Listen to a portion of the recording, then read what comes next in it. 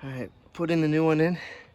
Found it easier to jack up the bottom,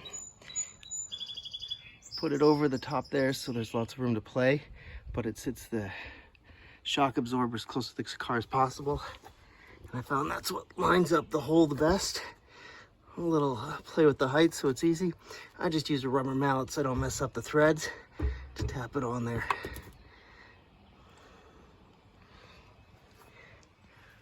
Here's your at-home pro move. When you pull your tires off, when you're up on your jack stands, slide that tire underneath so if it falls, it's gonna give you a little bit more, maybe doesn't crush you.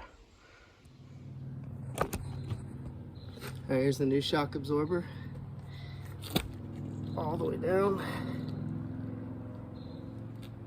It's bottomed out. 1, 2,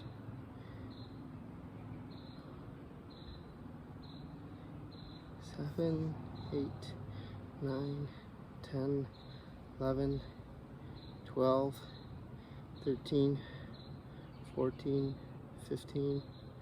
Takes about 15 seconds to expand back out. It's got a little bumper thing. This goes towards the front of the car for debris to hit. And let's compare it to the old one that was just removed. All right, so I compress it all the way down. It doesn't come back up. You can help it come up, but oh, I'm dripping stuff. She's done.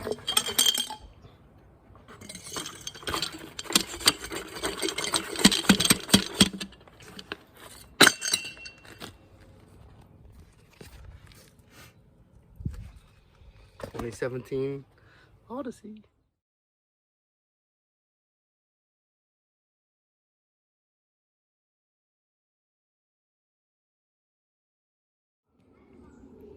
So this one catastrophically failed. It passed inspection less than a month ago, and it would not have passed in Pennsylvania with all that fluid dripping down it. So it just decided to give up the goose. May have picked up too much mulch. This one also has 100,000 miles on it. There was 100,000 miles on both of these. This one has 100,000 miles on it. When I compress it, I probably knocked the boot off when I was removing it, but when I compress it, it takes about 26 seconds to remove to full extension. The brand new ones took 14 seconds from being compressed to expand back to full extension. More parts of the one that failed. And it's just totally separated.